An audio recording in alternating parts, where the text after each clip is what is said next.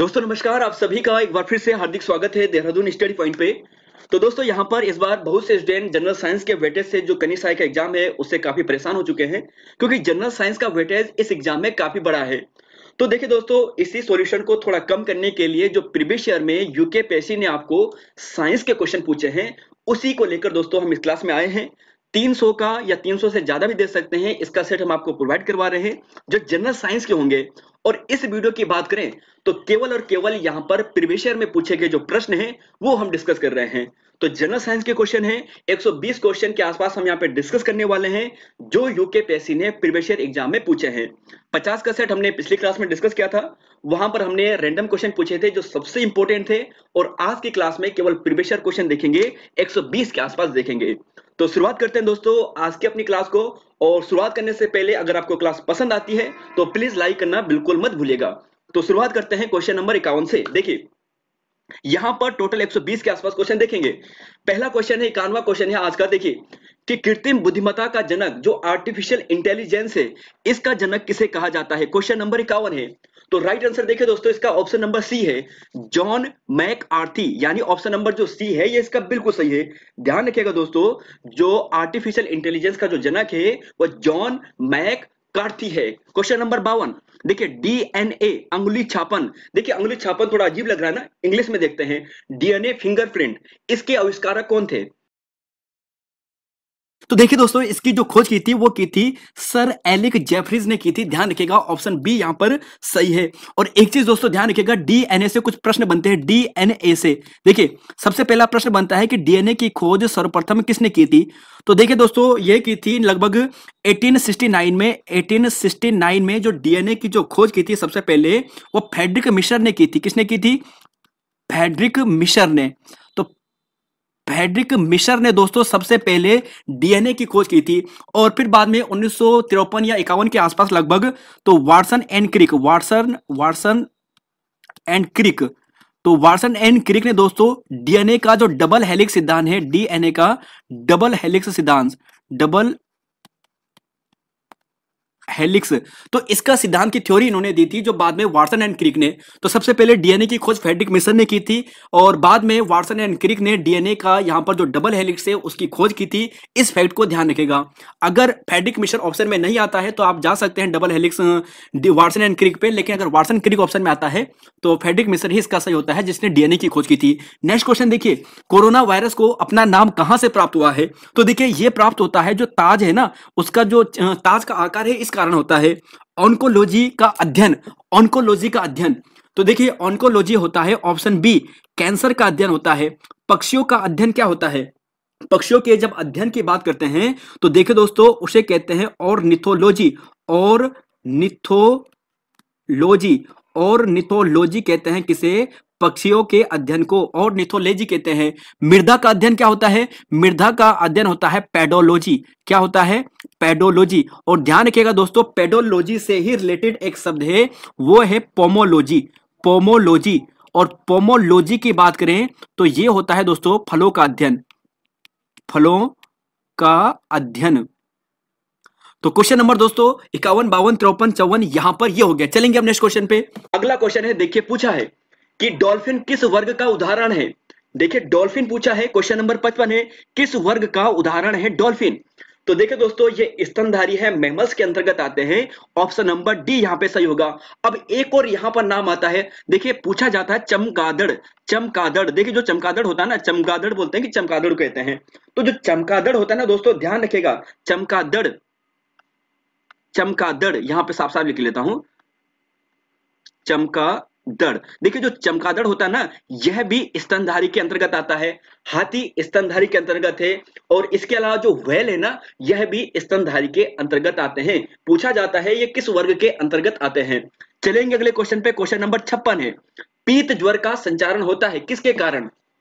पीत ज्वर, पीला ज्वर, येलो फीवर। तो क्वेश्चन नंबर 56 है। राइट आंसर दोस्तों इसका आएगा ऑप्शन नंबर ए। ध्यान रखिएगा दोस्तों, एडिस मच्छर के कारण पीत ज्वर यानी जो येलो फीवर है वो होता है। और देखिए यहां पर आ गया नर एनाफिलीज और एक मादा एनाफिलीज। तो नर तो कभी भी रोग फैलाता नहीं है, मादा जो एनाफिलीज है वो रोग फैलाती है। और कौन सा रोग फैलाती है? मलेरिया। जी हाँ दोस्तों, मादा एनाफिलीज के कारण मलेरिया रोग होता है। इस फैक्ट को ध्यान रखेगा। चलेंगे अगले क्वेश्चन पे। 57वां है, कौन सा पक्षी उड़न रहित नहीं है? अब देखिए उड़ान रहित जो मतलब यहां पर पूछा है कि कौन सा पक्षी उड़ सकता है। ऐसे यहां पर 3 पक्षी है जो उड़ नहीं सकते और एक पक्षी है जो उड़ सकता है, कौन सा है? तो देखिए राइट आंसर है ऑप्शन नंबर डी, सारस क्रेन उड़ सकता है, बाकी इनमें से कोई भी पक्षी उड़ नहीं सकते हैं। और की भी दोस्तों यहां पर आप देख सकते हैं, है ना। क्वेश्चन नंबर 58 है, टीएनटी टाई नाइट्रोटोलुइन, बताइएगा यह क्या है? तो क्वेश्चन नंबर दोस्तों ये टीएनटी की बात करते हैं, ग्राम विकास अधिकारी में भी शायद पूछा गया था। और इसका आंसर आपको मिलेगा ऑप्शन सी, ये एक विस्फोटक है। ऑप्शन सी यहां पर सही है। चलेंगे 59 60 वाला क्वेश्चन है। देखिए 59वां क्वेश्चन आपको पूछा है, क्या पूछा है यहां पर ध्यान से सुनिए और पढ़ते जाइए। भारत का प्रथम सफलतापूर्वक प्रक्षेपित उपग्रह कौन सा था? सफलतापूर्वक भारत का। तो देखिए दोस्तों राइट आंसर था ऑप्शन नंबर ए, आर्यभट्ट यहां पर सही था। अब आपको क्या ध्यान रख लेना है? देखिए दोस्तों आप यहां पर यह ध्यान रखेगा कि 19 अप्रैल, देखिए 19 अप्रैल 1975 में कहां से रोसमोस, देखिए ध्यान रखेगा रोसमोस जो यूएसएसआर की जो एक सैटेलाइट था रोसमोस, रोसमोस 3M, ठीक है, इसके माध्यम से यह भेजा गया था। भारत का प्रथम सफलतापूर्वक ये उपग्रह था। लेकिन भारत की धरती से, भारत की धरती से, भारत की धरती से, तो भारत की धरती आपको पूछा जाए तो रोहिणी सैटेलाइट था। क्या था? रोहिणी सैटेलाइट था। रोहिणी RS1 इसका नाम था। और ध्यान रखिएगा दोस्तों अगर आपको पूछा जाए कब फेंका गया, कब यहां पर प्रेक्षित किया गया था, तो 1980 में, 1980 में। चलेंगे अगले क्वेश्चन पे। क्वेश्चन नंबर 60 है, दात्र कोशिका अरक्तता। देखिए दोस्तों ये हिंदी में थोड़ा नाम टफ है इसलिए इंग्लिश में रखा है, सिकल सेल एनीमिया। ये डिजीज किसके कारण होती है? तो क्वेश्चन नंबर यहां पर है 60 और सही आंसर आपको मिलेगा option number B, red blood cell, रक्ताणुओं का जो लाल रुधिर रक्त है इसके कारण होती है। अब आरबीसी, देखिए दोस्तों आरबीसी से 3 इंपॉर्टेंट फैक्ट ध्यान रखिएगा। देखिए औसत जो आयु होती है ना, वैसे तो 20 से लेकर 120 दिन तक इसका आयु हो सकता है, लेकिन 120 डे औसतन आपको मिलता है। तो 120 डे लाइफ इसकी होती है, यानी जीवन काल इसकी होती है रेड ब्लड सेल का। अस्थि मज्जा, ध्यान रखिएगा दोस्तों, रेड बोन मेरो निर्माण, ध्यान रखिएगा निर्माण कहां पर होता है, और तब तक आप इसे लिखे कि इसका कब्र यानी इसकी समाप्ति कहां पर होती है। तो निर्माण होता है दोस्तों इसका रेड ब्लड से, red bone marrow, bone marrow, red bone marrow. तो देखिए रेड बोन मेरो यानी लाल अस्थि मज्जा में इसका निर्माण होता है। आरबीसी का भी होता है, डब्ल्यूबीसी का भी होता है, प्लेटलेट्स का भी होता है। और कब्र की बात करें तो इसकी जो कब्र होता है वो प्लीहा होता है या स्प्लीन इसे कहते हैं। चलेंगे अगले क्वेश्चन। अच्छा एक क्वेश्चन दोस्तों यहां से यह भी पूछा जाता है कि आरबीसी में जो आरबीसी का लाल रंग है वो क्यों होता है? लाल रंग, लाल रंग। तो लाल रंग की बात करें क्यों होता है, तो हीमोग्लोबिन के कारण, हीमोग्लोबिन, तो हीमोग्लोबिन के कारण इसका लाल रंग होता है। चलेंगे नेक्स्ट क्वेश्चन पे। देखिए क्वेश्चन नंबर यहां पर है 59 तो हो गया है, 61 से लेकर हम यहां पर अब देखेंगे 64 तक। तो देखिए क्वेश्चन नंबर यहां पर है 61 और इसका आंसर आपको देखना है। प्रकाश की गति अधिकतम कहां पर होती है ये आपको देखना है क्वेश्चन नंबर 61 का। देखिए प्रकाश की गति अधिकतम होती है, तो प्रकाश की गति अधिकतम कहां पर होती है? तो प्रकाश की गति अधिकतम होती है ऑप्शन नंबर सी, निर्वात में प्रकाश की गति अधिकतम होती है दोस्तों। और ऐसा पूछा जाता है कि ये गति होती कितनी है, स्पीड कितनी है इसकी? तो स्पीड है इसकी 3 × 10⁸ मीटर पर सेकंड इसकी गति होती है। और सूर्य के प्रकाश को पृथ्वी तक पहुंचने में 8 मिनट का समय लगता है। चलेंगे अगला क्वेश्चन है, देखिए 62 है, किस जंतु को भूमिका कृषक का जोतने वाला कहा जाता है? भूमिका कृषक, तो देखिए इसे कहता है केंचुआ को। ऑप्शन ए सही है। स्क्रबी रोग, 63वां क्वेश्चन है, स्क्रबी रोग। तो जी हां दोस्तों विटामिन सी, बहुत सरल है, विटामिन सी को कहा जाता है। विटामिन ए की बात करें तो रेटिनोल, विटामिन ए की बात करें तो रेटिनोल। अच्छा, विटामिन बी 12 की बात करें तो इसे क्या कहते हैं? देखिए दोस्तों, ऐसा प्रश्न बनता है कि यहाँ पर विटामिन बी 12 कोबाल्ट की मात्रा कहाँ पे पाई जाती है? बी 12 में पाई जाती है, विटामिन बी 12 में पाई जाती है। और इसका वैज्ञानिक नाम क्या है? इसका वैज्ञानिक नाम है साइनोकोबाल्मिन। साइनोकोबाल, ध्यान रखिएगा, साइनोकोबाल्मिन। तो ये इसका वैज्ञानिक नाम है दोस्तों, ऐसा ध्यान रखिएगा। चलेंगे अगले क्वेश्चन पे। पशुओं का कृत्रिम गर्भाधान में प्रयुक्त शुक्राणु को संग्रहित किया जाता है, तो कहां पर किया जाता है? तो देखिए दोस्तों, ये किया जाता है ऑप्शन ए, तरल नाइट्रोजन में किया जाता है। तरल नाइट्रोजन में इसलिए किया जाता है क्योंकि बहुत ही ठंडा होता है और ये उसे कुछ किसी भी प्रकार से क्रिया नहीं करने देता है। तो ऑप्शन यहाँ पर ए सही होगा। चलेंगे नेक्स्ट क्वेश्चन पे। देखिए 65 से लेकर यहाँ पर है 68 तक पूछा है, रासायनिक ग्रुप में सेलुलोज संबंधित होता है। तो रासायनिक ग्रुप में सेलुलोज का संबंध होता है 65 का। तो 65 का दोस्तों राइट आंसर देखना है। 65 का आपको क्या आंसर मिलने वाला है 65 का? तो 65 का राइट आंसर क्या आपको मिलने वाला है? तो देखिए दोस्तों, अगर 65 के राइट आंसर की बात करें तो आपको मिलेगा ऑप्शन नंबर यहां पर मिलने वाला है, ये शर्करा मिलेगा। ऑप्शन ए यहां पर इसका बिल्कुल सही है। तो ध्यान रखिएगा, ए यहां पर सही होगा। देखिए शर्करा की बात करते हैं ना दोस्तों, शर्करा, अभी एक चीज बता देता हूं, कॉन्सेप्ट ध्यान रखना। शर्करा दो प्रकार के होते हैं, एक मोनोसेकेराइड होता है, एक डाइसेकेराइड होता है ना। वैसे और भी हो सकता है लेकिन दो ध्यान रखिएगा, मोनोसेकेराइड, डाइसेकेराइड। इसकी थोड़ी सी व्याख्या बाद में आपको डिस्कस करते हैं नेक्स्ट क्वेश्चन में। 66वां क्वेश्चन है, देखिए आनुवांशिकी अभियांत्रिकी प्रयोग में अत्यंत दो जीवाणु कौन से हैं? तो देखिए दोस्तों, अगर इस क्वेश्चन के आंसर की बात करें तो ऑप्शन बी है एस्चेरिचिया कोली और एग्रोबैक्टीरियम। क्या क्या है? आनुवांशिकी, जो आनुवांशिकी जो इंजीनियरिंग होती है ना, यहाँ पे दो महत्वपूर्ण विटामिन जीवाणु होते हैं, बैक्टीरियाज होते हैं। एक है एस्चेरिचिया और एक है एग्रोबैक्टीरियम। चलेंगे 67 में पूछा गया है कि दो जैविक समुदायों के मध्य संक्रमण क्षेत्र को कहते हैं। तो दो जैविक समुदाय हैं, अलग अलग है, तो दो अलग अलग है और इनके बीच का जो यहां पर ये संक्रमण क्षेत्र है इसे कहते हैं इकोटोन। ऑप्शन बी यहां पर सही है। अगला क्वेश्चन है, देखिए 68वां है कि यदि कोई भी एक इनपुट हाई है, आउटपुट भी हाई है, तो गेट कौन सा होगा? तो देखिए दोस्तों, यहां पर होगा ऑप्शन ए यानी और गेट इसका सही आंसर है। वैसे कॉन्सेप्ट है यहाँ पे इलेक्ट्रॉनिक्स का, यहाँ पे लगता है, और इलेक्ट्रॉनिक्स का और का नियम होता है। जैसे और के नियम की बात करते हैं तो और में क्या होता है, प्लस होता है, दोनों इनपुट जुड़ते हैं। अगर एक यहाँ पर हाई है दूसरा भी यहाँ पर हाई है तो जुड़ जाएंगे।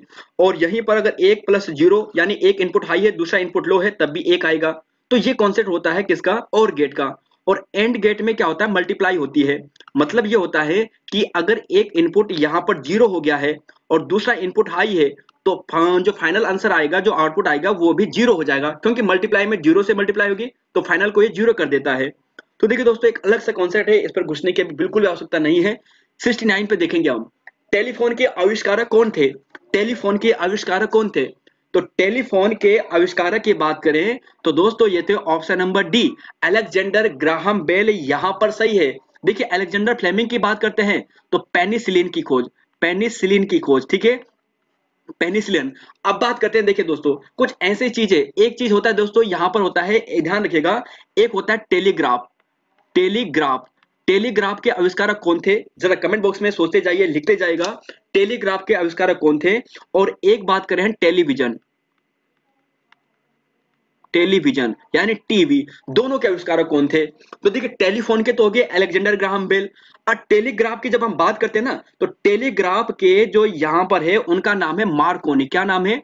मार्कोनी।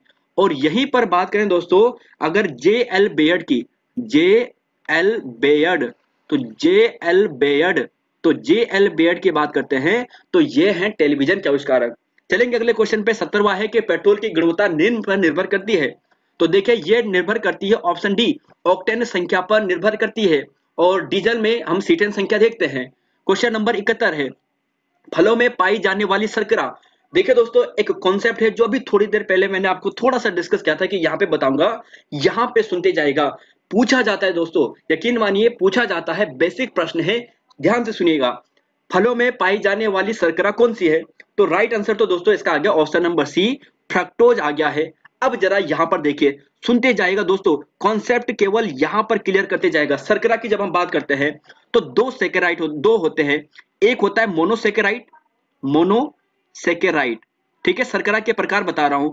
एक होता है मोनोसेकेराइड। अब देखिए मोनोसेकेराइड की बात करते हैं तो 3 प्रकार के होते हैं, 1, 2 और 3। ध्यान से सुनते जाएगा। पहला जो प्रकार होता है उसे कहते हैं फ्रक्टोज। क्या कहते हैं? फ्रक्टोज। दूसरा जो प्रकार होता है उसे कहते हैं ग्लैक्टोज, जो यहां पर आप देख रहे हैं, ग्लैक्टोज। और तीसरा जो प्रकार होता है दोस्तों उसे कहते हैं ग्लूकोज। अब देखिए यहां पर यहीं से प्रश्न बनते हैं। प्रश्न दोस्तों यहां पर कैसे बनते हैं, कॉन्सेप्ट समझिए। प्रश्न यहां पर ऐसा पूछा जाएगा कि निम्न में से कौन सा मोनोसेकेराइड है, एकल सेकेराइड है, कौन सा एकल शर्करा है, ऐसे प्रश्न आपको पूछे जाएंगे। तो फ्रक्टोज, ग्लैक्टोज, ग्लूकोज, ये क्या है? ये एकल शर्करा है, मोनोसेकेराइड है। अब देखिए दोस्तों ये तो हो गया 3 बेसिक बातें। फ्रक्टोज फलों में आता है, शहद के अंतर्गत फ्रक्टोज होता है ना। अब जरा यहां पर देखिए इनके जुड़ने से बाद ग्लूकोज भी देख लिया आपने। अब देखिए सुक्रोज की बात करते हैं, सुक्रोज। तो ये हो गया सुक्रोज ना। अब यहां पर सुक्रोज की बात करते हैं। जब फ्रक्टोज प्लस ग्लूकोज, जब एक फ्रक्टोज और एक ग्लूकोज जुड़ता है तब जाके क्या बनता है, तब जाके बनता है यहां पर क्या बनता है, सुक्रोज बनता है। तो पूछा जाएगा कि सुक्रोज किससे मिलकर बनेगा? फ्रक्टोज और ग्लूकोज से मिलकर बनेगा। ध्यान रखिएगा दोस्तों, ऐसे प्रश्न बनते हैं। ग्लैक्टोज की बात करते हैं, ग्लैक्टोज की बात करते हैं। देखिए दोस्तों यहां पर देखो ग्लैक्टोज हो गया ना। अब यहां पर देखिए एक आएगा ग्लूकोज प्लस ग्लूकोज। जब ग्लूकोज प्लस ग्लूकोज बनेंगे यानी मिलेंगे तब क्या बनता है? जब ग्लूकोज और ग्लूकोज मिलते हैं दोस्तों तब ध्यान रखिएगा वहां पर क्या बनेगा, तो वहां पर बनता है लैक्टोज। क्या बनता है? सॉरी, वहां पर बनता है माल्टोज। क्या बनता है? माल्टोज। अब देखिए दोस्तों कॉन्सेप्ट समझते जाएगा। देखिए दोस्तों कॉन्सेप्ट क्लियर करते जाएगा। फ्रक्टोज, ग्लैक्टोज, ग्लूकोज 3 मोनोसेकेराइड होते हैं और इन तीनों से मिलकर 3 और बनते हैं। फ्रक्टोज ग्लूकोज बनता है सुक्रोज, ग्लूकोज प्लस ग्लूकोज बनता है माल्टोज। और यह भी ध्यान रखिएगा जब ग्लैक्टोज और ग्लूकोज, ग्लैक्टोज प्लस ग्लूकोज जब मिलते हैं तब कौन सा बनता है? तब बनता है दोस्तों लैक्टोज, जो दूध में पाया जाता है, लैक्टोज। शायद यहां पे साफ ना दिखे तो यहां पर इसे लिख लेता हूं, सॉरी, लैक्टोज। अब देखिए दोस्तों बस इसी चीज को ध्यान रख लेना दोस्तों, यहीं से ही क्वेश्चन बनते हैं। तो आपका 3-4 क्वेश्चन यहीं से क्लियर हो जाएंगे अगर आप इस कॉन्सेप्ट को समझ चुके हैं। एक बार फिर से 1 मिनट और लूंगा इसे समझाने के लिए। देखिए मोनोसेकेराइड और डाइसेकेराइड 2 शर्करा होते हैं, कार्बोहाइड्रेट से ये बनते हैं। कार्बोहाइड्रेट में 2 प्रकार की शर्करा बनती है, मोनोसेकेराइड, डाइसेकेराइड। मोनोसेकेराइड के 3 प्रकार, फ्रक्टोज, ग्लैक्टोज, ग्लूकोज। ठीक है, अब ये जो 3 मोनोसेकेराइड है ये आपस में जुड़ते हैं। सुक्रोज बनता है फ्रक्टोज प्लस ग्लूकोज को मिलाकर, ग्लूकोज और ग्लूकोज मिलते हैं तो माल्टोज बनता है, और ग्लैक्टोज और ग्लूकोज बनता है तो वह लैक्टोज बनता है। क्या बनता है? लैक्टोज बनता है। अब यहां पर ये कॉन्सेप्ट क्लियर हो गया। नेक्स्ट क्वेश्चन पे चलते हैं, क्वेश्चन नंबर 72। थोड़ा समय लग गया है, कोई बात नहीं दोस्तों, ध्यान रखिएगा। ऐसे प्रश्न आपका कॉन्सेप्ट अगर ध्यान आ गया ना, माइंड में बैठ गया तो क्वेश्चन भी क्लियर हो जाएगा पेपर में। तो हमारे रक्त में हीमोग्लोबिन में कौन सा तत्व संरचनात्मक होता है? तो हीमोग्लोबिन, देखिए हीमोग्लोबिन होता है आयरन, ऑप्शन सी यहां पर सही होता है। और हीमोग्लोबिन अभी हमने देखा था जो आरबीसी है उसमें पाया जाता है, जिसके कारण उसका रंग लाल होता है। हीरा और ग्रेफाइट क्या है? ये अपर रूप है, ध्यान रखिएगा कार्बन का ही अपर रूप होता है। ऑप्शन डी यहां पर सही है। चलेंगे क्वेश्चन नंबर 74, 75 से लेकर 78 तक। देखिए विद्युत रोधी, विद्युत का विद्युत रोधी कौन सा है? देखिए कलर चेंज कर दिया है। विद्युत का विद्युत रोधी कौन सा है? विद्युत रोधी यानी प्रतिरोध की बात की गई है। तो रेजिस्टेंस, रजिस्टर कौन सा है? यहाँ पर रेजिस्टेंस है। देखिए तांबा, मानव शरीर, एल्यूमिनियम, या क्या है? ये कंडक्टर है। ठीक है, कंडक्टर है। और एक प्रश्न दोस्तों ऐसा पूछा जाता है कि सबसे अच्छा कंडक्टर कौन सा है? तो सिल्वर यहाँ पर सबसे अच्छा कंडक्टर होता है, ध्यान रखिएगा, है ना। फिर एल्यूमिनियम आता है, फिर कॉपर आता है, फिर एल्यूमिनियम आता है। तो पहले सिल्वर, फिर कॉपर, फिर एल्यूमिनियम, ये इनका कर्म होता है कंडक्टर में सबसे अच्छे। अब देखिए रेशम की बात करें तो प्रतिरोध होता है, और प्रतिरोध की बात करते हैं तो इसका मात्रा क्या होता है? ये ओम होता है। क्या होता है? ओम होता है। चलेंगे नेक्स्ट क्वेश्चन पे। 2 सजातीय चुंबक ध्रुव कहते हैं तो क्या होता है दोस्तों? बताइएगा क्वेश्चन नंबर 75 का। तो राइट आंसर दोस्तों ऑप्शन नंबर ए आएगा, यानी एक दूसरे को क्या करते हैं, प्रतिकर्षित करते हैं। ध्यान से सुनिएगा, जैसे ये है चुंबक है, देखिए चुंबक के दो पोल होते हैं, नॉर्थ पोल साउथ पोल। अगर नॉर्थ पोल दोनों है या फिर दोनों एसएस है, या यहां पर बात करें ये नॉर्थ पोल है ये भी नॉर्थ पोल है, यानी चुंबक होता है ना उसके दो पोल होते हैं, साउथ पोल नॉर्थ पोल। अगर दोनों सेम सेम है तो सेम सेम होगा दोस्तों, तो वो क्या करेगा, यानी सजातीय होगा, तो यानी ये क्या करेगा, प्रतिकर्षित करेगा, प्रतिकर्षित यहां पर करेगा। और यहीं पर एक क्या होगा, एक साउथ होगा एक नॉर्थ होगा, तो वो क्या करेगा, आकर्षित करेगा। ध्यान रख लेना, आकर्षित करेगा, ठीक है, ये ध्यान रखना, यानी एक दूसरे को आकर्षित करेगा। चलेंगे क्वेश्चन नंबर 76 पर, कि निम्नलिखित में से कौन सी आदर्श गैस है। तो देखिए आदर्श गैस है ऑप्शन नंबर ए नियोन, यहां पर आदर्श गैस है। पेनिसिलिन, तो पेनिसिलिन क्या है, तो पेनिसिलिन की बात करें दोस्तों तो ध्यान रखना इसका आंसर क्या आएगा, तो ये आपको मिलेगा ऑप्शन नंबर प्रतिजैविक, ऑप्शन सी यहां पर सही होगा। मानव शरीर में रक्त छन्ने का कार्य, तो ये होता है दोस्तों ब्रिक, किडनी के द्वारा। किडनी का काम क्या होता है, रक्त को छन्ने का काम होता है, मूत्र को छन्ने का काम होता है। ऑप्शन नंबर सी यहां पर सही है। चलेंगे अगले क्वेश्चन पे, यहां पर है देखिए 79 और 80, चाय का लाल कीट रोग होता है, तो ये होता है दोस्तों ऑप्शन बी, यानी सेवाल। और सेवालों का अध्ययन क्या कहलाता है, फाइकोलॉजी, यह भी ध्यान रखिएगा। क्वेश्चन नंबर 80, कौन सा मच्छर जनित रोग नहीं है, तो फाइलेरिया, मलेरिया, डेंगू बुखार, कौन से मच्छर जनित रोग नहीं है, तो यह है ऑप्शन बी, यानी स्लीपिंग सिकनेस यहां पर सही होगा। मलेरिया अभी हमने देखा था, जो मादा एनिफ्लीज है उसके कारण मलेरिया होता है। नेक्स्ट क्वेश्चन पे चलते हैं, 81वां, देखिए लार के पाचन में सहायक होता है, लार के पाचन में कौन सा सहायक होता है, ये आपको देखना है। क्वेश्चन नंबर 81 का क्या होने वाला है, तो लार की बात करते हैं, क्या आंसर मिलेगा, तो जी हाँ दोस्तों ये होता है ऑप्शन बी, स्टार्च, ठीक है, स्टार्च यहाँ पे सही होगा, टाइलिन यहाँ पर जो होता है, starch option C, option B सही होगा। आंख की रेटिना में उपस्थित संवेदनशील कोशिका कहलाती है, तो क्वेश्चन नंबर यहाँ पर आपको मिलेगा 82 का राइट आंसर, इन्हें कहते हैं rods and cones, rods and cones. Question number 83 है, किसकी विटामिन कमी से रतौंधी रोग होता है, तो रतौंधी रोग दोस्तों किसकी कमी से होता है, तो जी हाँ विटामिन ए की कमी से होता है। विटामिन बी, थायमिन कहते हैं, थायमिन, देखिए एक्चुअली विटामिन बी बहुत सारे होते हैं, तो जो विटामिन B1 होता है ना, जिससे बेरी बेरी रोग होता है, थायमिन रोग होता है, थायमिन की कमी होता है, ध्यान रखिएगा, थायमिन रोग होता है विटामिन बी का। विटामिन ई बताएगा, विटामिन ई, विटामिन के, है ना, तो कल की क्लास में डिस्कस किया था, ध्यान रखिएगा दोस्तों, याद कर लीजिएगा, काफी अच्छे प्रश्न बनते हैं विटामिन की। विटामिन ई को ब्यूटी विटामिन कहते हैं। विटामिन के से रक्त का थक्का बनता है, रक्त का थक्का नहीं बनता अगर कमी हो जाए तो। प्रकाश की मात्रक ऐसा यूनिट क्या होगा, प्रकाश की, तो लाइट की बात की गई है, तो ध्यान रखिएगा दोस्तों लक्ष्य में डिनोट करते हैं, लक्ष्य। एम्पियर की बात करें तो धारा, धारा मतलब करंट, तो करंट की इकाई होती है ये। फिर देखिए केल्विन, केल्विन होता है ताप का। और ओम की बात करें तो ये होता है रेजिस्टेंस का, रेजिस्टेंस का, तो ध्यान रखिएगा ये इसका प्रश्न है। एक बैटरी का प्रयोग होता है, देखिए एक बैटरी का प्रयोग क्या होता है, जैसे यहाँ पर हमारे पास कोई रेजिस्टेंस है और यहाँ पर हमने क्या लगा दिया, बैटरी लगा दिया प्लस माइनस। अभी यहाँ पर बैटरी क्यों लगाते हैं, जब तक हमने बैटरी नहीं लगाई है तो तब तक धारा नहीं बहेगी, बैटरी लगाएंगे तो धारा यहाँ पर बहने लग जाएगी, तो एक परिपथ में धारा प्रभाव करने के लिए लगाते हैं। चलेंगे अगले क्वेश्चन पे, देखिए क्वेश्चन नंबर है 86 से 90 तक। ब्रायोफाइट्स और टेरिडोफाइट्स दोनों उभयनिष्ठ गुण क्या है, तो ब्रायोफाइट्स, टेरिडोफाइट, 86 का देखिए भ्रूण का निर्माण, ये इसका सही है। सामान्यतः मनुष्य के हृदय कितनी बार धड़कता है, तो धक धक धक धक धक दिल कितनी बार करता है, तो 1 मिनट में करता है 12 बार। और माधुरी दीक्षित जी का तो पता नहीं बहुत बार करता है ना। क्वेश्चन नंबर 88, ट्राइटियम एक समस्थानिक है, किसका, ट्राइट्रियम, देखिए हाइड्रोजन का समस्थानिक है, हाइड्रोजन के 3 समस्थानिक होते हैं और उनमें से एक ट्राइट्रियम है, ऑप्शन ए यहां पर सही है। देखिए शुष्क बर्फ क्या है, शुष्क बर्फ, तो राइट आंसर दोस्तों यहां पर होगा, देखिए शुष्क पूछा है ना, तो शुष्क कार्बन डाइऑक्साइड पे मत चले जाना, ऑप्शन ए सही होगा, ठोस कार्बन डाइऑक्साइड CO2 यहां पर सही होने वाला है। चलेंगे 90वां क्वेश्चन है, मार्फिन है, देखिए मार्फिन क्या है, 90वां क्वेश्चन है, मार्फिन पूछा है। तो देखिए दोस्तों मार्फिन की बात करें तो ये एल्केलाइड है, ऑप्शन कहां पे होगा एल्केलाइड, ये रहा डी, तो मार्फिन एक एल्केलाइड है, ऑप्शन डी यहां पर सही है।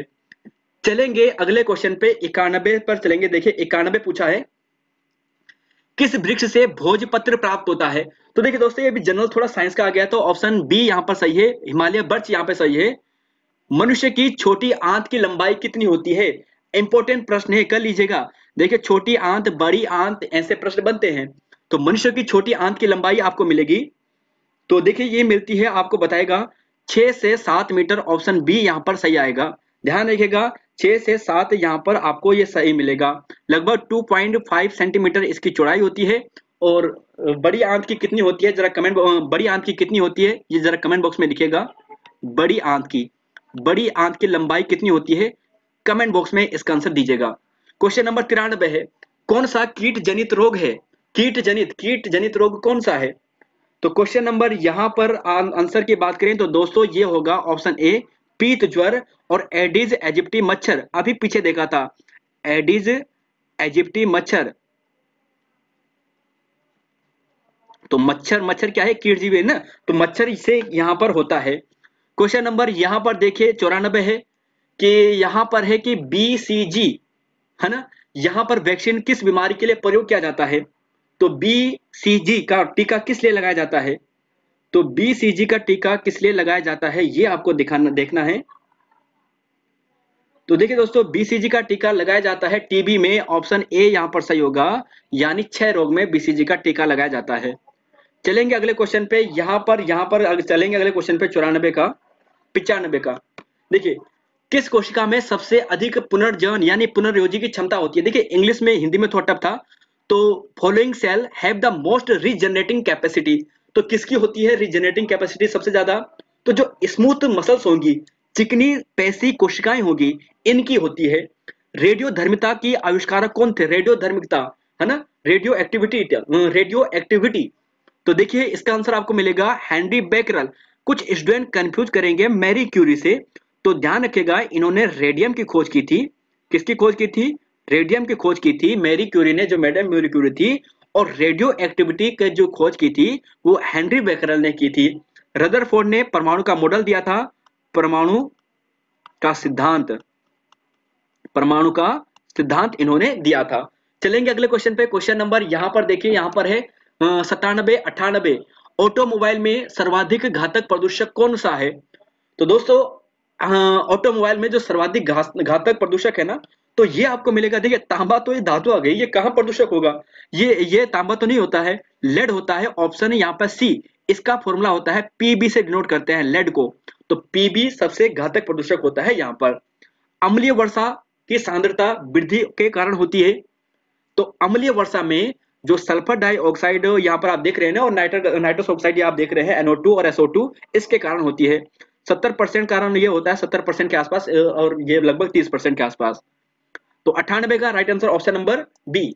चलेंगे अगले क्वेश्चन पे। देखिए 99 से लेकर 103 तक यहाँ आपको देखना है। 99 से लेकर 103 तक आपको यहाँ पर देखना है। फिरोमोन्स क्या होता है? तो देखिए दोस्तों इसका आंसर देखिए कि फिरोमोन्स क्या होता है, ये आपको देखना है कि जो फिरोमोन्स है वो यहाँ पर क्या है। आंसर दीजिएगा इसका। तो देखिए फिरोमोन्स की बात करें तो ये आपको मिलेगा बाह्य हार्मोन्स। ऑप्शन सी यहाँ पर सही है। क्वेश्चन नंबर 100 देखिए, आइसोटोनिक घोलों में समान होते हैं, आइसोटोनिक है और समान घोल है, तो क्या होगा? तो ये होगा परासरण दाब जी, परासरण दाब जी। ऑप्शन डी सही है। किसके कारण आसमान नीला दिखाई देता है? 101वां क्वेश्चन है, किसके कारण आसमान नीला दिखाई देता है? तो देखिए ये होता है ऑप्शन डी, प्रकीर्णन के कारण, प्रकीर्णन के कारण। और देखिए दोस्तों यहाँ पर एक चीज देखिए, अपवर्तन की बात करते हैं ना, अपवर्तन। देखिए अपवर्तन, एक चीज ध्यान रखना, जो यहाँ पर आपने एक चीज देखा होगा कि प्रकाश, जो तारे होते हैं हमें टिमटिमाते हुए दिखाई देते हैं, है ना, तो अपवर्तन, प्रकाश के अपवर्तन के कारण ही होता है। दूसरी बात आपने देखा होगा कि हमारे पास अगर कोई यहाँ पर एक पानी का टब है, पानी का टब है, और इसमें एक पेंसिल डालते हैं या फिर कुछ छड़ी डालते हैं, तो इसकी जो एग्जैक्ट लोकेशन होती है ना, वो वहां पर नहीं दिखती है, वो थोड़ा मुड़ी हुई दिखती है। यह भी किस कारण होता है? ये अपवर्तन के कारण ही होता है। ऑप्शन ध्यान रखिएगा, राइट आंसर ये हो गया है, बाकी ये हो गया है। क्वेश्चन नंबर 102, प्रथम ट्रांसजेनिक जंतु का नाम क्या है, ये आपको देखना है।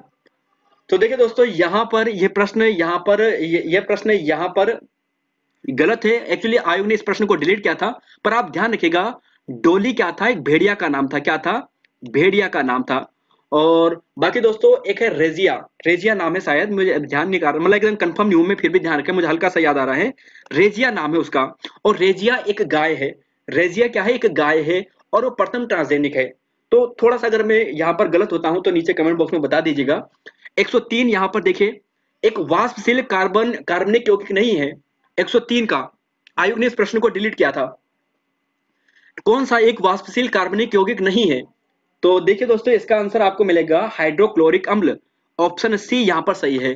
चलेंगे अगले क्वेश्चन पे। क्वेश्चन नंबर यहाँ पर देखिए 104 से लेकर 106 पूछा है। यहाँ पर देखिए डायोड का उपयोग किया जाता है। डायोड का उपयोग किस लिए किया जाता है?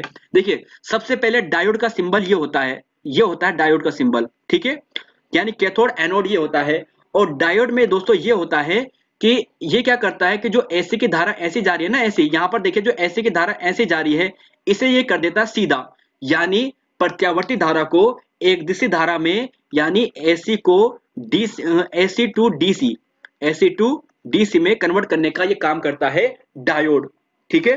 चलेंगे अगले क्वेश्चन पे। 105 है। 105 आपको पूछा है, यहां पर पूछा है, देखिए दोस्तों एक चीज मैं आपको यहाँ पर जो साइंस बैकग्राउंड के नहीं हो शायद उन्हें कंफ्यूज हो जाएगा, जैसे ट्रांसफॉर्मर है, ट्रांसफॉर्मर। अच्छा दोस्तों एक क्वेश्चन को यहीं पर थोड़ा डिस्कस कर देता हूं, ट्रांसफॉर्मर, ठीक है, ट्रांसफॉर्मर। अब देखिए दोस्तों यहां पर एक चीज कल के एक प्रश्न में आया था कि ट्रांसफॉर्मर की जो कोर होती है ना, कोर, ये किस चीज से बनी होती है? ट्रांसफॉर्मर की कोर यहां पर लिख लेता हूं मैं, साफ यहां पे लिख लेता हूं, ये ट्रांसफॉर्मर की कोर है, ये किस से बनी होती है? तो देखिए दोस्तों ये ट्रांसफॉर्मर की कोर होती है, ये किस से बनी होती है? तो कल के ऑप्शन में दो ऑप्शन रखे थे, एक रखा था नर्म लोहा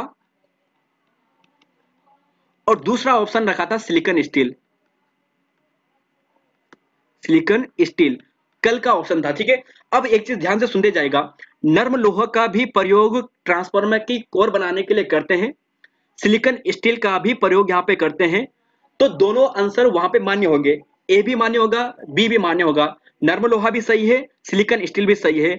लेकिन जब हम पावर ट्रांसफार्मर की बात करते हैं तो वहां पे नर्म लोहा यूज नहीं करेंगे, हम सिलिकॉन स्टील का यूज करते हैं। सिलिकॉन स्टील का यूज करने से ये हिस्टैसिस लॉसेस, जो एडी करंट लॉसेस होते हैं, हाई करंट फैलने के कारण, हाई करंट आने के कारण, तो वो उसे कम करता है, ठीक है, ध्यान रखिएगा। तो सिलिकॉन स्टील का भी प्रयोग करते हैं, नर्म लोहे का भी प्रयोग करते हैं। दोनों ऑप्शन में कभी एक साथ नहीं आएंगे, अगर आएंगे तो डिलीट हो जाएगा। और ध्यान रखिएगा अगर नर्म लोहा आए तो आप नर्म लोहा पे भी जा सकते हैं, सिलिकॉन स्टील आए तो सिलिकॉन स्टील पर भी जाना। तो इस चीज का ध्यान रखिएगा, दोनों सही होते हैं। हाँ एक चीज ध्यान रखने का, कंफ्यूज करने के लिए सिलिकॉन स्टील ना देके स्टेनलेस स्टील लिख दे तो वो नहीं होगा, स्टेनलेस स्टील अलग होता है, तब ध्यान रखिएगा ऑप्शन के अनुसार करना है। ऑप्शन में देखिए, ऑप्शन में दे दिया है नर्म लोहा, स्टेनलेस स्टील और कॉपर दे दिया है ऑप्शन में, तब आप यहाँ पे जाओगे नर्म लोहा पे जाओगे, और वहीं पर ऑप्शन में सिलिकॉन स्टील भी दिया है तो सिलिकॉन स्टील पर आप जाओगे, और नर्म लोहा ऑप्शन में तब नहीं होगा। चलेंगे 106 पे।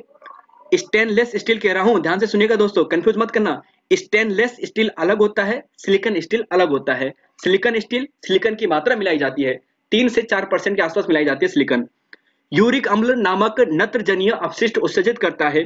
तो देखिए ऑप्शन के अनुसार दोनों यहाँ पे सही होगा, पक्षी और छिपकली दोनों यहाँ पर सही है। चलेंगे 107 से लेकर 112 तक। कौन सा मोनोसेचुराइड वसा अम्ल है? तो देखिए दोस्तों ये मोनोसेचुरेट वसा अम्ल है। तो देखिए हमने वो कार्बोहाइड्रेट की बात की थी, जो शर्करा भी हमने पीछे देखा था, ये अब वसा वाले हैं। तो इसका आंसर आपको मिलेगा दोस्तों ऑलिक अम्ल, ऑप्शन डी यहाँ पे सही होगा। मानव शरीर में कितने अम्ल की आवश्यकता होती है? 22 अम्ल होते हैं। क्वेश्चन नंबर 108, सोनार का प्रयोग किया जाता है पराश्रव्य तरंगे के लिए, पराश्रव्य ध्वनि के लिए, ऑप्शन बी यहाँ पे सही होगा। देखिए सामान्य जैसे, अच्छा जैसे ध्वनि की बात करते हैं इसे डेसिबल में मापते हैं, डीबी में हम ध्वनि को, प्रकाश को मापते हैं। लक्स में देखा, देखिए प्रकाश की दीप्ति हमने पीछे देखा था, लक्स में हमने इसे मापते थे, पीछे याद होगा थोड़ा सा, है ना। और पराश्रव्य ध्वनि की बात करें तो 20,000 हर्ट्ज से ज्यादा होती है, 20,000 हर्ट्ज से ज्यादा। चलेंगे क्वेश्चन नंबर 109 पे। वायुमंडल में Hg का दाब कितना होता है? तो देखिए दोस्तों इसका आंसर आपको मिलेगा 76 सेंटीमीटर, ऑप्शन बी यहाँ पे सही होगा। एल्कोहल पानी की अपेक्षा अधिक वाष्पशील होता है, क्योंकि देखिए क्यों होगा, देखिए वाष्पशील अधिक होता है। देखिए अल्कोहल जल्दी उबल जाता है, जल्दी भाप बन जाता है। क्यों बन जाता है? बन इसलिए जाता है क्योंकि इसका क्वथनांक कम है। क्वथनांक का मतलब देखिए कंफ्यूज मत करना, क्वथनांक को इंग्लिश में कहते हैं बॉइलिंग पॉइंट। बॉइलिंग पॉइंट इसका कम होता है, तभी तो वो जल्दी वाष्प बनेगा, और जिसका बॉइलिंग पॉइंट बहुत ज्यादा होगा तो और ज्यादा देर में बॉइल होगा, है ना। एक कॉन्सेप्ट समझना बस। क्वेश्चन नंबर 111, रासायनिक रूप से एस्पिरिन क्या है? रासायनिक रूप से एस्पिरिन क्या है? रासायनिक रूप से एस्पिरिन दोस्तों क्या है? तो इसका आंसर दीजिएगा क्या होगा?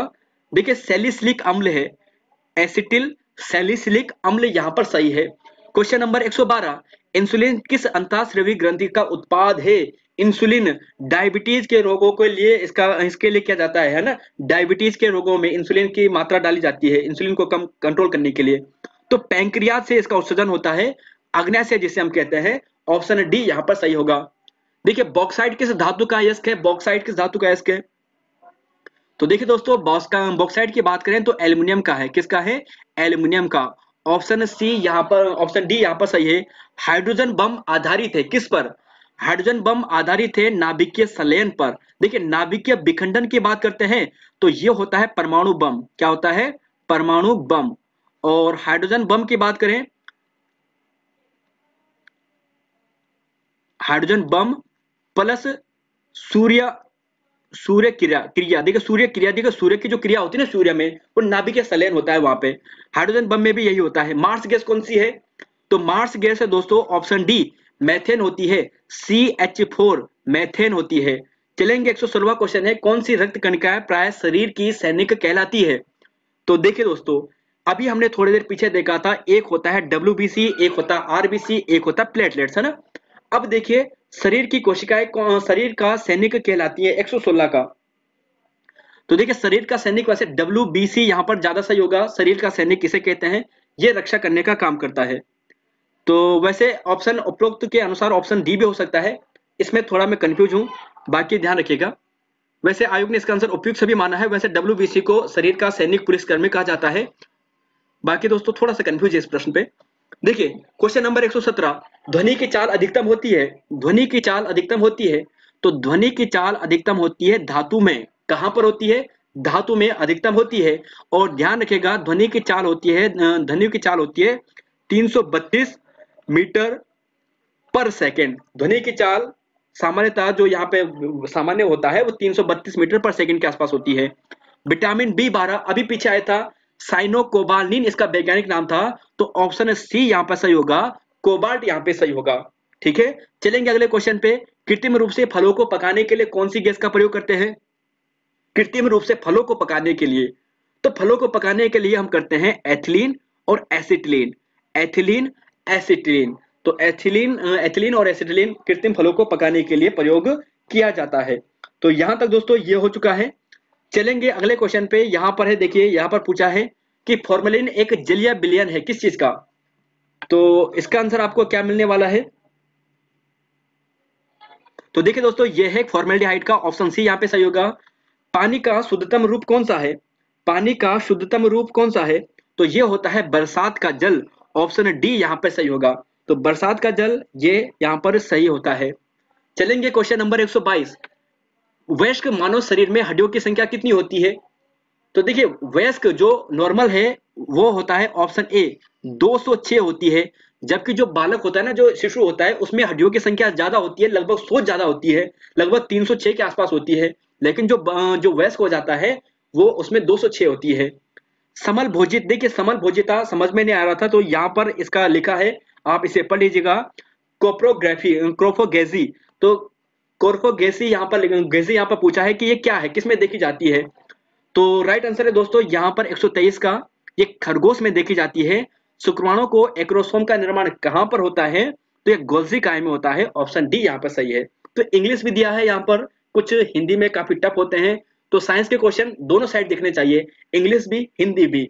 चलेंगे नेक्स्ट क्वेश्चन पे 125 से, कौन सी जंतु तीन हृदय व नीला रक्त होता है? तो नीला रक्त किसमें होता है दोस्तों, ये देखना है। 125 का राइट आंसर नीला हृदय, नीला तीन हृदय व नीला रक्त। क्वेश्चन नंबर 125 का सही आंसर आपको देखना है। तो राइट आंसर दोस्तों ऑप्शन डी है यहाँ पर। ऑप्शन डी यानी ऑक्टोपस यहाँ पर सही है। ध्यान रखिएगा ये इसका बिल्कुल सही आंसर है। स्टेनलेस स्टील, इसका आंसर देखना है कि स्टेनलेस स्टील क्या होगा। क्वेश्चन नंबर यहाँ पर है 126, कार्बन क्रोमियम आयरन, ये इसमें से कौन सा सही होगा? तो राइट आंसर देखिए दोस्तों इसका आपको मिलेगा ऑप्शन नंबर बी, कार्बन होता है, क्रोमियम होता है, आयरन होता है, ये इसका सही आंसर होता है। चलेंगे अगले क्वेश्चन पे। देखिए क्वेश्चन नंबर यहाँ पर पूछा है, हंसाने वाली गैस कौन सी होती है? तो हंसाने वाली गैस होती है नाइट्रस ऑक्साइड। नाइट्रस ऑक्साइड यानी ऑप्शन नंबर डी यहाँ पर ये सही होगा। और दाब को निरूपित करता है कौन सा? दाब को निरूपित करता है कौन सा? तो देखिए दाब की बात करते हैं तो ये होता है ऑप्शन नंबर बी, बल बटे क्षेत्रफल। देखिए आप थोड़ा अंदाजा लगाए ना कि एक ये क्षेत्रफल है और इस पर आप क्या दे रहे हैं? प्रेशर दे रहे हैं, प्रेशर दे रहे हैं, तो तभी तो होता है ना बल कितना आपने लगाया है और कितने यहाँ पर क्षेत्रफल पे आपने लगाया है, तो वो आएगा दाब। ऑप्शन बी यहाँ पे सही होगा। 129, चालक का प्रतिरोध निर्भर करता है। प्रतिरोध, तो देखिए दोस्तों प्रतिरोध की बात करते हैं तो देखिए प्रतिरोधकता, जैसे कि अगर हम यहाँ पे बात करते हैं कैपिटल आर से देखते हैं तो ये होता है रो एल अपॉन ए। अब यहां पर देखिए ये इसका फॉर्मूला होता है सिंपली, है ना। अब देखिए एल का मतलब होता है लंबाई, ए का मतलब होता है क्षेत्रफल, और रो की बात करते हैं ये प्रकृति होती है, यानी प्रकृति। तो देखिए मतलब ये होता है कि चालक हमारा किस प्रकार का है, तो पदार्थ की प्रकृति पर निर्भर करेगा, लेंथ पर भी निर्भर करेगा और क्रॉस सेक्शन एरिया पर भी निर्भर करेगा। अब प्रश्न यहां पर थोड़ा टफ लेवल का बनेगा, तो ऐसा बनेगा कि अगर क्षेत्रफल बढ़ाएगा, क्षेत्रफल पर कैसा प्रभाव पड़ेगा?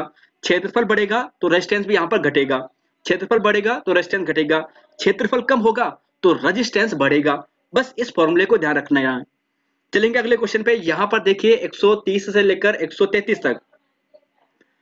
तो क्वेश्चन नंबर यहां पर 130 और इसका आंसर आपको देखना है दोस्तों। इसका आंसर आपको क्या मिलने वाला है? 130वां क्वेश्चन है और इसका आंसर देखना है।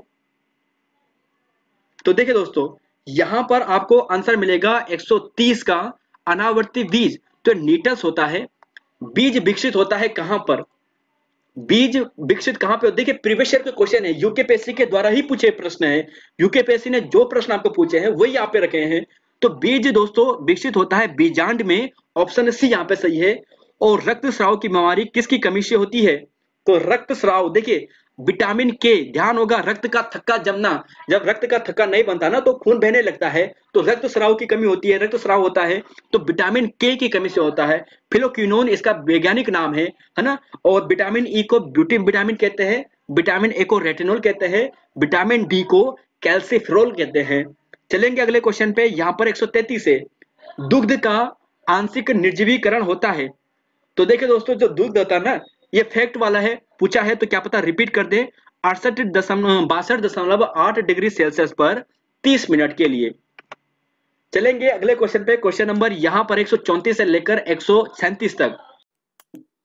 तो देखिए दोस्तों इसका जो सही आंसर है वह है आपको ऑप्शन सी मिलेगा, यानी प्रोफेज यहां पर सही आंसर है। चलेंगे नेक्स्ट क्वेश्चन पे। 135वां है, इम्यूनोग्लोबुलिन्स। देखिए इम्यूनोग्लोबुलिन्स का प्रकृति कैसी होती है? तो इसकी जो प्रकृति होती है ये प्रोटीन वाली होती है। कौन सी प्राथमिक मेमोरी है? तो थोड़ा कंप्यूटर वाला है, रैम इसका सही आंसर है।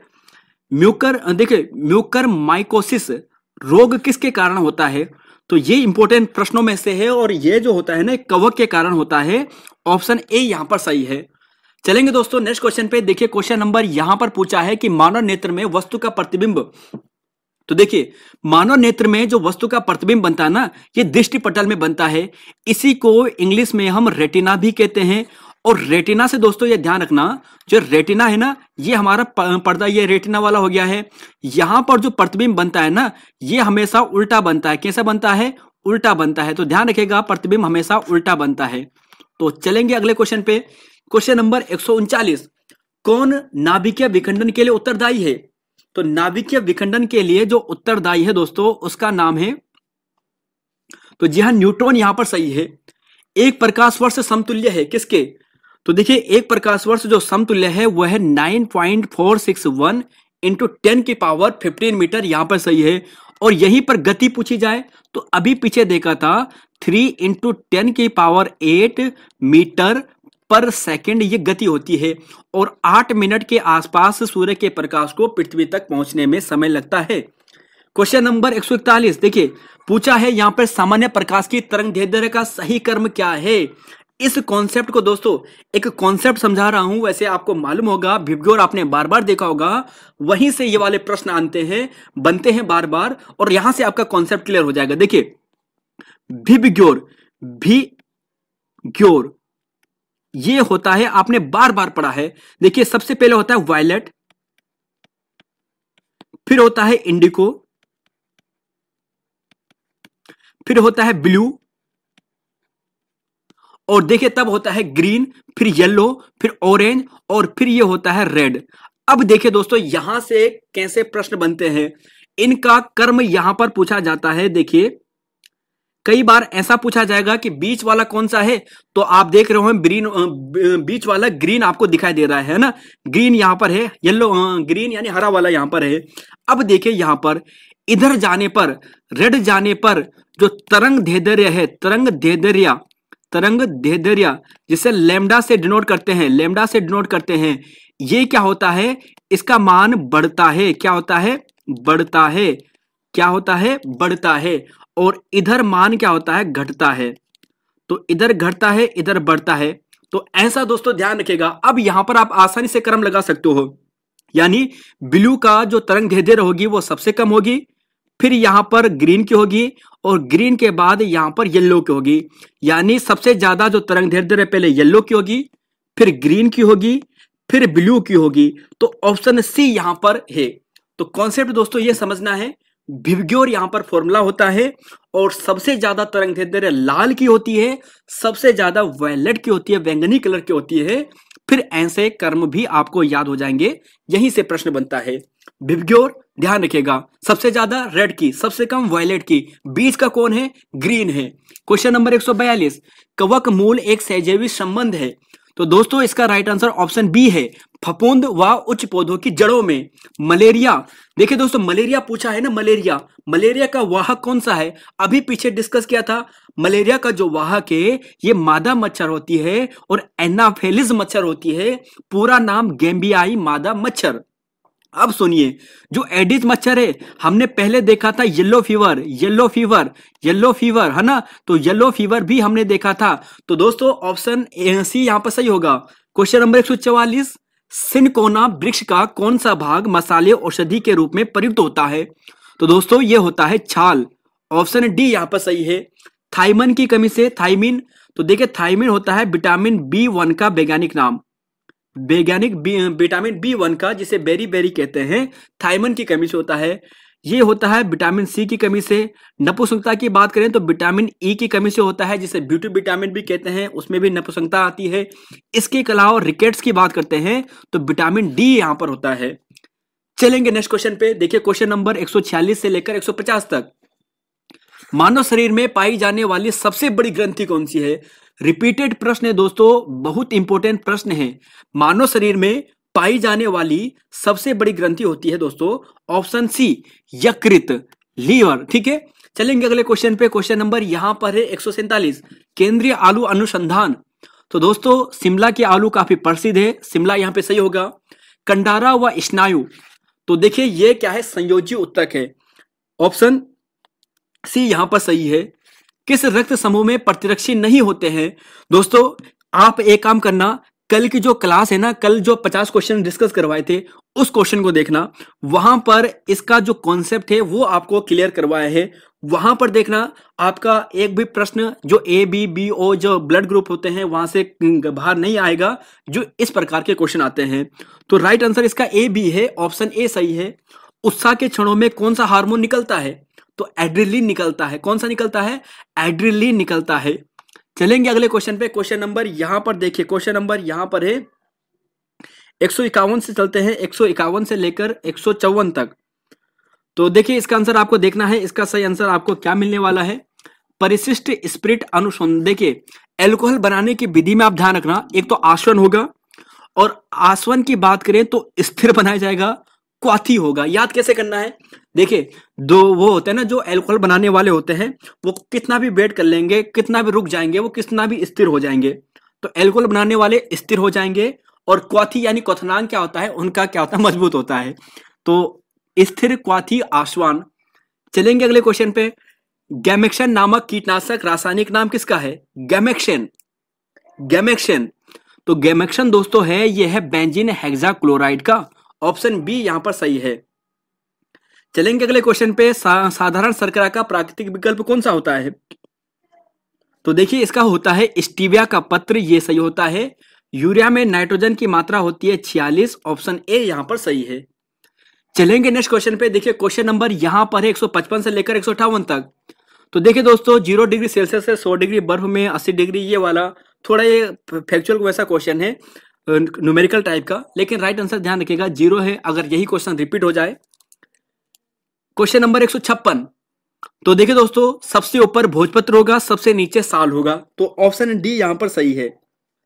चलेंगे नेक्स्ट क्वेश्चन पे। पौधों व जंतुओं में द्विनाम पद्धति सबसे पहले कल की क्लास में ही दोस्तों डिस्कस कराया था कार्ल लिनियस के बारे में। तो कार्ल लिनियस ने द्विनाम पद्धति की शुरुआत की थी, ऑप्शन बी यहां पर सही है। चलेंगे 158वें क्वेश्चन पे। पौधों की लंबाई वृद्धि के लिए उत्तरदायी हार्मोन कौन सा है? तो देखिए दोस्तों आयोग ने इस प्रश्न को डिलीट किया है।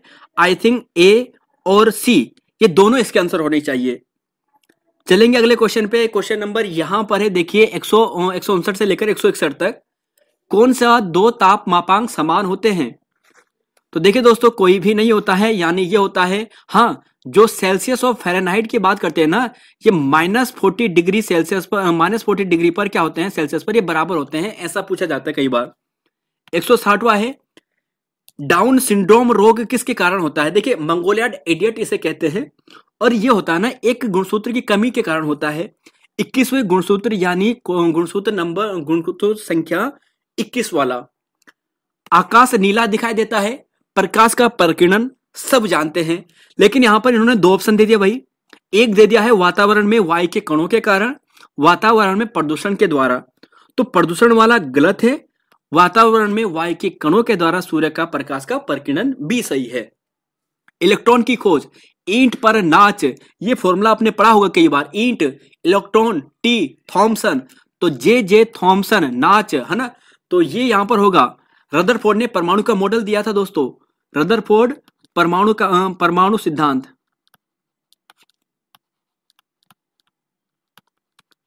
चलेंगे क्वेश्चन नंबर 163। असंवहनीय पौधों में पाई जाती है, निम्न में नहीं पाई जाती है। जो असंवहनीय होती है, जो संवहन नहीं कर पाएगी, उनमें जाइलम वाहिनियां नहीं होती है, ऑप्शन बी यहां पे सही होगा। अच्छा एलिसा टेस्ट किसके लिए किया जाता है? एलिसा टेस्ट, एलिसा टेस्ट होता है एड्स के लिए।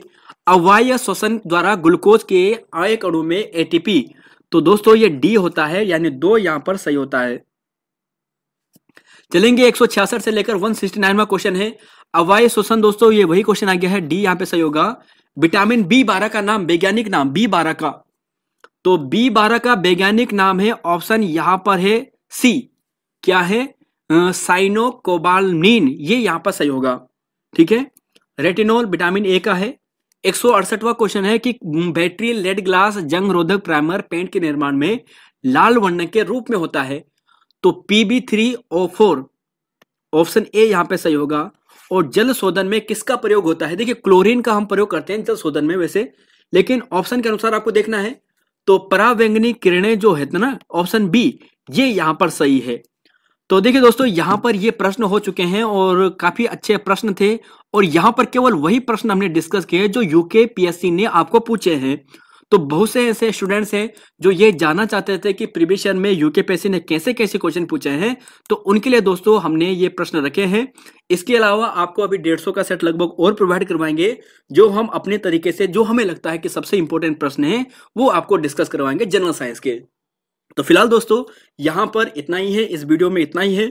आपको मिलेंगे हम नई वीडियो में, तब तक के लिए धन्यवाद। जय हिंद दोस्तों, जय उत्तराखंड और जय देवभूमि। मिलेंगे आपको नई वीडियो में, धन्यवाद।